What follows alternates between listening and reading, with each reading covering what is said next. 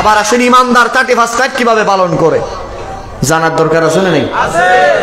ইমানদার 31 নাইট পালন করে সারা রাত যাই নামাজে বসে সিজদার মধ্যে গিয়ে, ঠিক কিনা বলে? একটা বছর আল্লাহ 365 দিন দিয়েছো, আল্লাহ 52টা সপ্তাহ দিয়েছো, 12টা মাস দিয়েছো।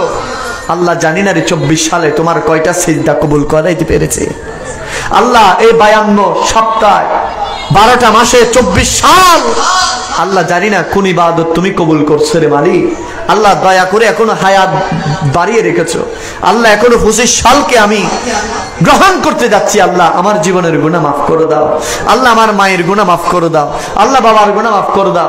আল্লাহ অতীতে হয়তো তোমার ইবাদত করতে পারে নাই, আল্লাহ 25 সাল থেকে যেন আল্লাহ একনিষ্ঠভাবে নামাজ পড়তে পারে, দান খায়রাত করতে পারে, মা বাবার সেবা করতে পারে, নিজের জীবনকে নবীজির সুন্নাহ দ্বারা আলিঙ্গন করতে পারে, নিজের জীবনের প্রতিটা ক্ষেত্রে আল্লাহ নবীজির সুন্নাহ দ্বারা সুসজ্জিত যেন করতে পারে।